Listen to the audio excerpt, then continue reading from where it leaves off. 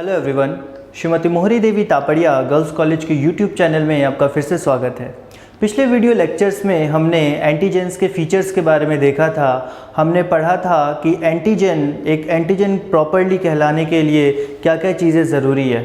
First thing हमने देखी कि उसका फॉरेन मॉलिक्यूल होना बहुत ज़रूरी है ताकि हमारा शरीर उसे एज अ फॉरेन मॉलिक्यूल पहचान सके और उसके खिलाफ एक्शन ले सके या फिर उसके रिस्पॉन्स में एंटीबॉडी डेवलप कर सके। दूसरी चीज़ हमने देखी थी कि मॉलिक्यूलर साइज़ भी बहुत इंपॉर्टेंट है। मॉलिक्यूलर साइज़ जो है वो कम से कम 5000 डाल्टन्स या उससे ज़्यादा होना चाहिए, तभी कोई मॉलिक्यूल या कोई पैथोजन एंटीजन में डेवलप हो सकता है या एंटीजन कहला सकता है। थर्ड चीज़ हमने देखी थी कि उसका मॉलिक्यूलर कॉम्प्लेक्सिटी होनी चाहिए, मतलब वो जो मॉलिक्यूल है वो कॉम्प्लेक्स होना चाहिए, सिर्फ एक टाइप के अमाइनो एसिड चेन से नहीं, different type of amino acid chain से, different type of amino acid unit से मिलके बना होना चाहिए। उसके बाद हमने देखा था कि जो एंटीजेनिक डिटर्मिनेंट साइट्स हैं, वैसी साइट्स, वैसे डिटर्मिनेंट्स जो कि एंटीबॉडी जिसको रिकॉग्नाइज करके एंटीजन से बाइंड करता है। एंटीजन और एंटीबॉडी के इंटरेक्शन को हम आगे पढ़ेंगे, उसमें पता चलेगा कि कैसे एंटीजन एंटीबॉडी से बाइंड करता है। तो वो जो डिटर्मिनेंट साइट्स हैं उसका प्रेजेंट होना ज़रूरी है और उसके प्रेजेंट होने के लिए मॉलिक्यूल का कॉम्प्लेक्स होना या बड़ा होना बहुत ज़रूरी है। और फाइनल हमने देखा था कि जो होस्ट है उसका जेनेटिक स्टेबिलिटी कैसा है, उस पर भी हमारा एंटीजन बहुत हद तक डिपेंड करता है। ओके, आज का जो हमारा टॉपिक होगा वो टाइप्स ऑफ एंटीजन के बारे में होगा कि एंटीजन के फीचर्स हमने देख लिया। अब टाइप्स क्या क्या हैं, कितने टाइप के होते हैं एंटीजन, क्या टाइप्स होते हैं, उन टाइप्स के क्या फीचर्स होते हैं। तो सबसे पहले एंटीजन के बारे में तो आपको पता है कि एंटीजन क्या होते हैं। They are basically substance that are usually protein in nature और sometime polysaccharides. So they are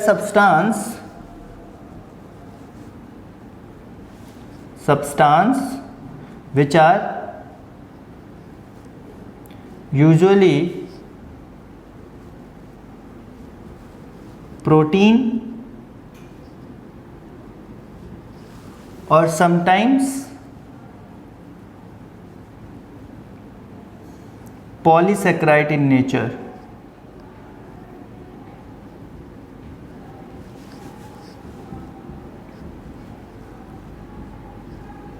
okay, वैसे सब्सटेंस होते हैं जो कि generally protein but partially but कभी कभार पॉलीसैकेराइड नेचर के भी होते हैं। ओके, अब इनका काम क्या होता है एंटीजेंस का, व्हाट दे डू, तो they generate a specific immune response. ये एक स्पेसिफिक इम्यून रिस्पॉन्स जनरेट करते हैं जिसके कारण हमारी बॉडी उस पर एक्ट करती है और एंटीबॉडी प्रोड्यूस करती है। Okay, so they generate a specific immune response and induce the formation of a specific antibody. ये हो गया, they generate a specific immune response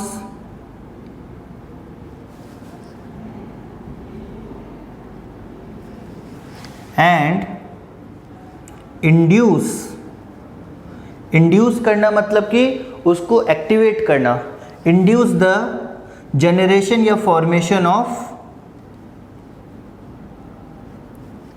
antibody, induce the formation of specific antibody,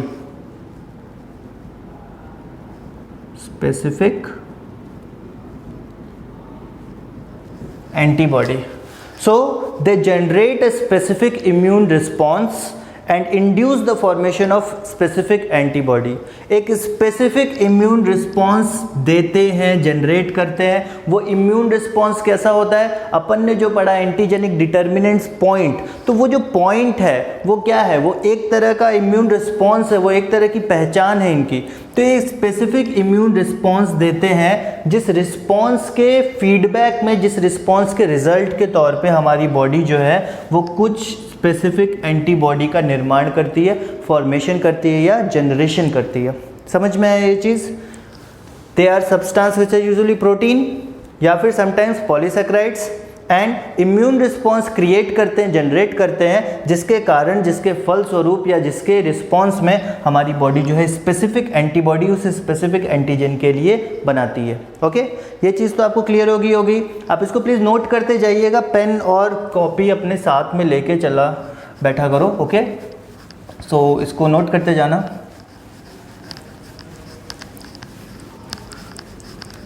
They are protein in nature and sometimes polysaccharide in nature. They induce a specific response which induce the formation of antibody. They generate a specific immune response that induce the generation of antibody, a specific antibody. अब next देखते हैं कि जो antigens जो हैं वो specific lymphocyte के द्वारा, मतलब अप्रॉक्स जितने भी एंटीजेंस हैं वो स्पेसिफिक लिम्फोसाइट्स जो हैं उनके द्वारा रिकॉग्नाइज कर लिए जाते हैं। ओके, रिकॉग्नाइज तो कर लिए जाते हैं, पर सारे एंटीजेंस इतने कैपेबल नहीं होते कि वो एक इंड्यूस कर सके एंटीबॉडी का फॉर्मेशन। मतलब इस चीज़ को आप ये समझो कि एंटीजन तो है, बहुत सारे एंटीजन हैं, पर हर एंटीजन इतना कैपेबल नहीं होता कि उसके लिए एंटीबॉडी का निर्माण हो सके। एक एंटीजन है आपके पास, उसने एक इम्यून रिस्पॉन्स दिया, स्पेसिफिक इम्यून रिस्पॉन्स, उससे एक एंटीजन एंटीबॉडी बन गया, पर ये कैपेबिलिटी इस एंटीजन के पास है, हो सकता है दूसरे के पास ना हो।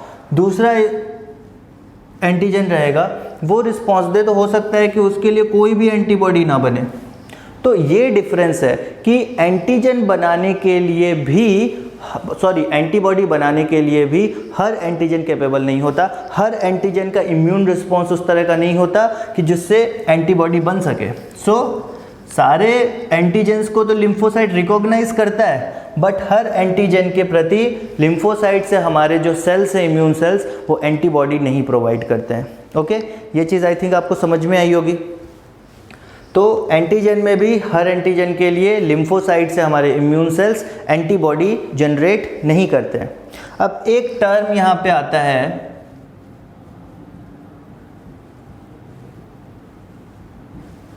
एपिटोप। एपिटोप क्या होता है?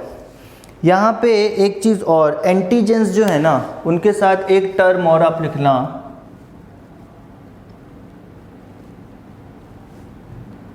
इम्यूनोजेंस।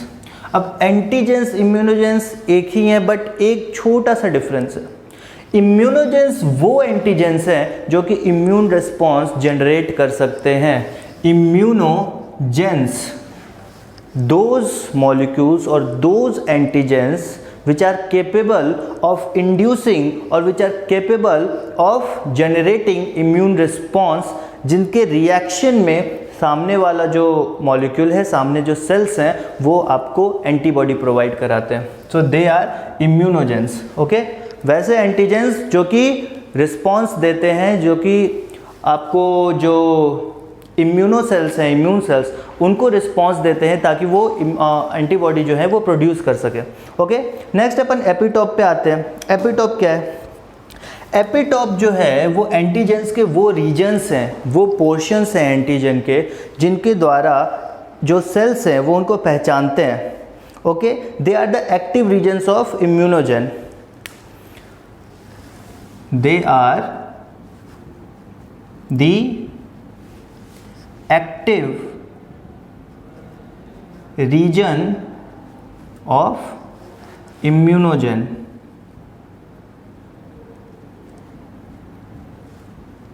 इम्यूनोजन के एक्टिव रीजन्स होते हैं, एक्टिव रीजन्स होते हैं। ओके, अब ये एक्टिव रीजन जो होते हैं वही रीजन होते हैं जो कि स्पेसिफिकली बाइंड करते हैं किसी लिम्फोसाइट से। अब लिम्फोसाइट के बारे में अपन ने ये पढ़ा था कि बी लिम्फोसाइट, टी लिम्फोसाइट होते हैं, जिसमें सबसे पहले जो डेंड्राइटिक सेल है वो टी लिम्फोसाइट के पास जाता है और उसमें ये जो आपका एंटीजन है वो ट्रांसफ़र करता है। तो जब ट्रांसफ़र करते हैं तो वो एक बाइंडिंग साइट होनी चाहिए ना, एक पर्टिकुलर एरिया होना चाहिए जिसके ऊपर ये ट्रांसफ़र हो, एक पर्टिकुलर एरिया होना चाहिए जहाँ पे ये एंटीजन जाके बाइंड कर सके टी लिम्फोसाइट के साथ। तो वो जो बाइंडिंग साइट होगी एंटीजन में वो कहलाएगी आपकी एपिटोप। उसी बाइंडिंग साइट से वो एंटीजन लिम्फोसाइट्स में ट्रांसफ़र होगा, लिम्फोसाइट से अटैच करेगा, लिम्फोसाइट से बाइंड करेगा। ओके, और इन्हीं साइट्स को जो कि हमने पहले पढ़ा था कहते हैं एंटीजेनिक डिटर्मिनेंट।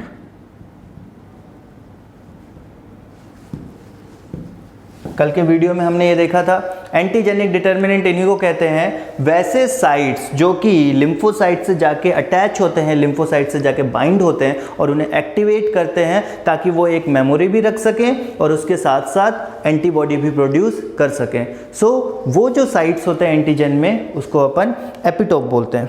ओके, आगे अपन चलते हैं, कुछ इनके टाइप्स देखते हैं एंटीजन के कि कौन से टाइप्स होते हैं एंटीजन्स के। ओके, आई होप आपको एपिटोप समझ में आ गया होगा किस साइट को बोलते हैं epitope. Okay,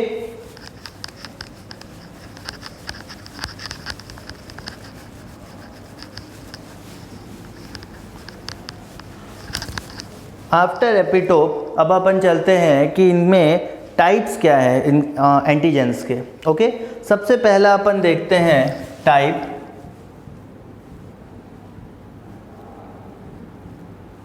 auto antigen. Auto antigen मतलब ऑटो एंटीजन वो एंटीजन है जो कि आपके अंदर जो पर्सन है, जो इंसान है, उसके जो सेल्फ, उसके अंदर जो एंटीजन है, those are auto antigens. So auto antigens are persons own self antigen. They are persons own, फिर सेल्फ एंटीजन लाइक डीएनए आपका खुद का ही है ना, शरीर के अंदर है, आप ही का है, तो डीएनए हो गया। और कॉर्नियल टिश्यूज हो गए, corneal tissues, these are antigens but these are our self antigens. Okay, these are self antigens. Next अपन देखते हैं एलो एंटीजेंस। आई होप नीचे ये दिख रहा होगा, मैं यही लिख रहा हूँ। First is auto antigen and second is allo antigens. Second is allo antigens. अब एलो एंटीजेंस वो होते हैं जो कि सेम स्पीशीज में ही डिफरेंट पाए जाएं। सेम स्पीशीज में डिफरेंट पाए जाए मतलब, तो they are the type of antigens which are found different but in the same species of members of same species like human beings. हमारे अंदर ब्लड ग्रुप होता है, अलग अलग ब्लड ग्रुप होता है अलग अलग इंडिविजुअल्स में। तो जो ब्लड ग्रुप होते हैं वो क्या, ए और बी क्या है, antigens. So A and B हमारे शरीर में, अब किसी का ए है, सामने वाले का बी है, तो उसका ब्लड तो मुझे नहीं चढ़ सकता, वो मेरे बॉडी में रिएक्शन करेगा, उसके खिलाफ एंटीबॉडी पैदा होगी, हो सकता है मैं बीमार पड़ जाऊँ। So these kind of things जो कि एलो एंटीजेनिक थिंग्स क्या होगी, वो चीज़ जो सेम स्पीशीज़ में ही डिफरेंट पाई जाए। सेम स्पीशीज़ मतलब ह्यूमन बींग्स ही हो गए सारे होमोसेपियंस, बट सेम स्पीशीज़ है, बट उसमें डिफरेंट अमाउंट ऑफ और different types of variety of antigens पाए जाते हैं। Okay, those antigens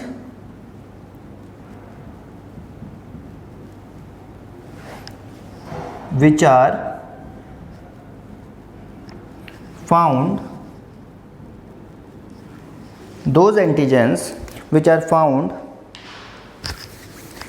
in different members of the same species,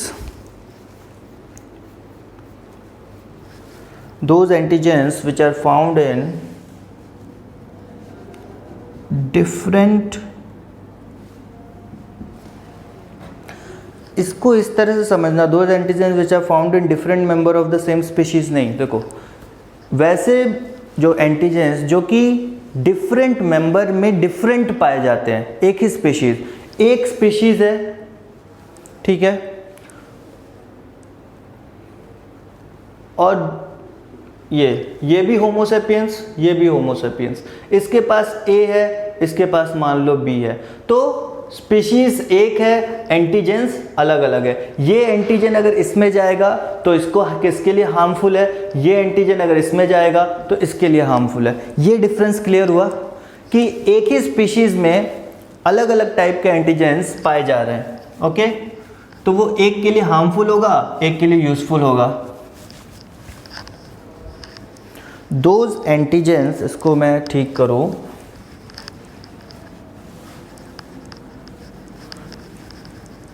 those antigens which are different in individuals of same species.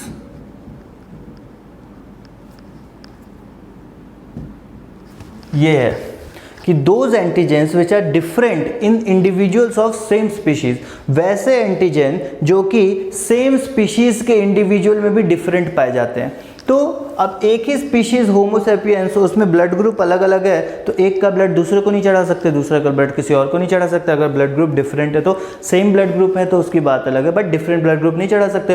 तो अलग अलग type का antigen, antigen ए होता है, एंटीजन बी होता है, तो वो अलग अलग टाइप के इंडिविजुअल्स में आप नहीं चढ़ा सकते। वो उसको रिएक्ट करेंगे और उसके खिलाफ एंटीबॉडी प्रोड्यूस करेंगे, तो हो सकता है कि आपका शरीर बीमार पड़ जाए और डिजीज कॉज कर सके। ठीक है, तो ये चीज़ आपको समझ में आई होगी कि those antigens which are different in individual of same species, एक ही स्पीशीज के अलग अलग इंडिविजुअल हैं, उसमें अलग अलग एंटीजेंस पाए जा सकते हैं, तो वो डिफरेंट होगा और वो आपके खिलाफ एंटीबॉडी कॉज कर सकता है, इम्यून रिस्पॉन्स आ सकता है और एंटीबॉडी का प्रोडक्शन इंड्यूस हो सकता है। ओके, नेक्स्ट अपन देखते हैं, दैट इज हेट्रोफाइल एंटीजन। मैं इसको मिटा रहा हूं, आप प्लीज इसको नोट करते जाइएगा अपने कॉपी में।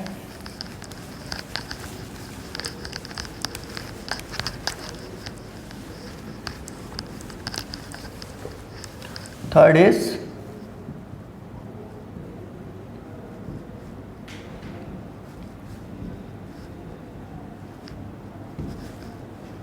हेट्रोफाइल antigen.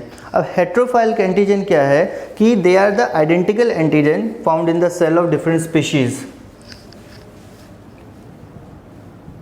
Identical antigens found in the cell of different species found in the cells of different species।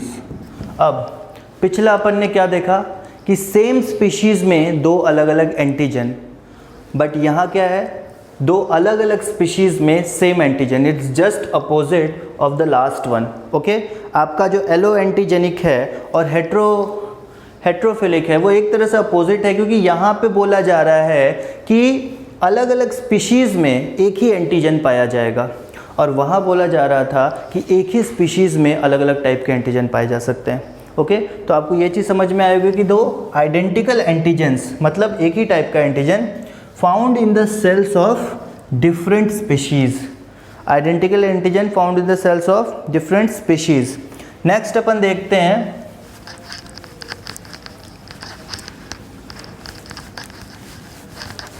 next is adjuvants। fourth one is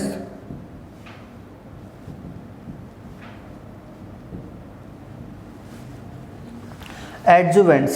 adjuvants क्या है? They are the substance that are non-immunogenic,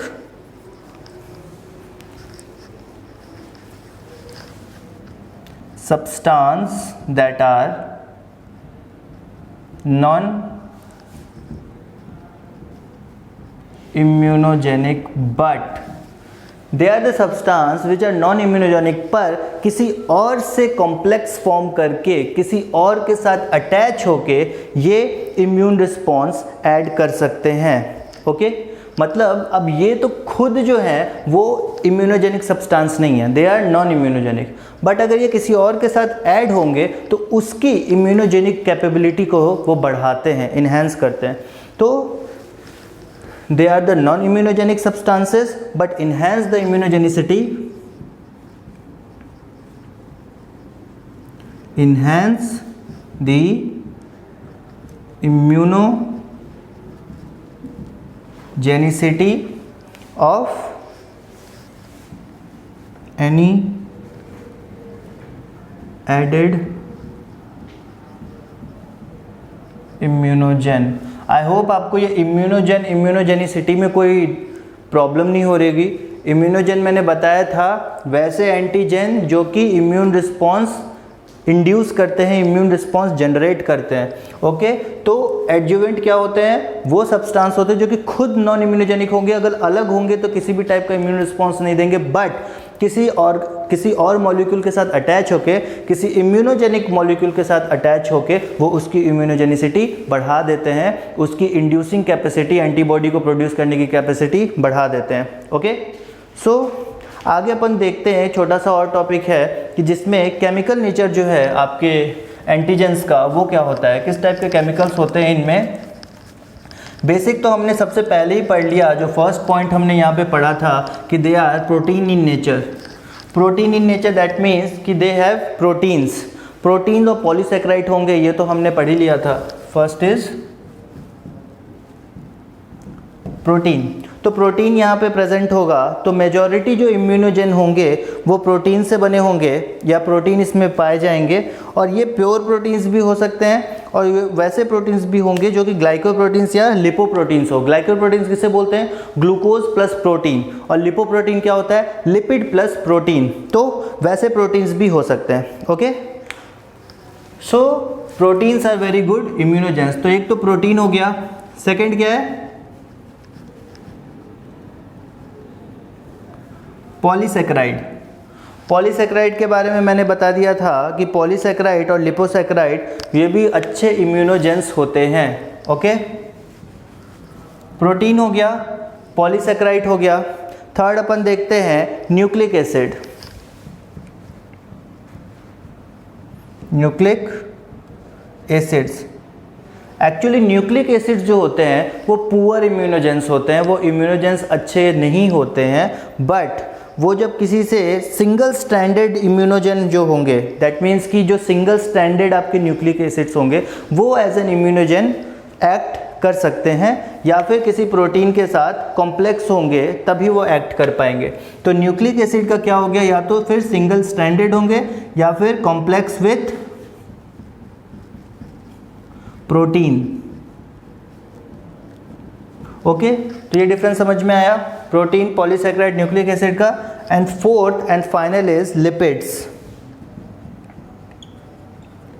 एक चीज़ तो और, lipoprotein जब बोल रहे हैं तो लिपिड्स तो वहाँ पे आ ही गया। तो लिपिड्स जो जनरली होते हैं वो नॉन इम्यूनोजेनिक होते हैं, बट यहाँ पे एक टर्म आया आपका haptens. Okay, they may be hapten, और हेप्टेन के बारे में मैंने कल आपको बताया था, what are haptens? They are partial antigen. They are partial antigen. Okay, so this is the basic concept about the characteristics of antigen. What are antigen, इनके अंदर कॉम्बिनेशन क्या है, किन चीज़ों से मिलके बने हैं, और इसके अलावा इनका टाइप्स कौन कौन से हैं। तो ये सारे अपन ने देख लिए। प्रोटीन, पॉलीसेकेराइड, न्यूक्लिक एसिड और लिपिड्स के बारे में देख लिया। प्रोटीन्स में भी प्योर फॉर्म भी होगा प्रोटीन का, या फिर जो मिक्स फॉर्म है, मतलब ग्लाइकोप्रोटीन और लिपोप्रोटीन्स भी होंगे। उसके अलावा पॉलीसेकेराइड्स हो गए, क्योंकि पॉलीसेकेराइड्स में लिपोपॉलीसेकेराइड्स जो वो अच्छे इम्यूनोजेंस होते हैं। न्यूक्लिक एसिड अगर सिंगल स्ट्रैंडेड होगा या फिर किसी कॉम्प्लेक्स या प्रोटीन के साथ बाइंडेड होगा तो वो एज ए इम्यूनोजेन रिस्पॉन्स कर सकता है, अदरवाइज ये नहीं कर सकता। और लिपिड्स भी जो है वो अच्छे इम्यूनोजेन नहीं होते हैं, बट हेप्टेन फॉर्म में, मतलब पार्शियल एंटीजन, मतलब किसी कॉम्प्लेक्स प्रोटीन के साथ कंबाइन करके ये एज एन इम्यूनोजेन काम कर सकते हैं। हेप्टेन क्या थे? छोटे मॉलिक्यूल्स थे, आपको याद होगा। सो ये बेसिक इंट्रोडक्शन था आपका एंटीजन के बारे में। आई होप कि आपको समझ में आया होगा और आप इस चीज़ को नोट कर रहे होंगे। अगर आपको ये वीडियो पसंद आया हो तो प्लीज़ इस वीडियो को लाइक कीजिए, शेयर कीजिए और हमारे चैनल को सब्सक्राइब कीजिए। मिलते हैं नए वीडियो में एक अलग टॉपिक के साथ। Thank you very much.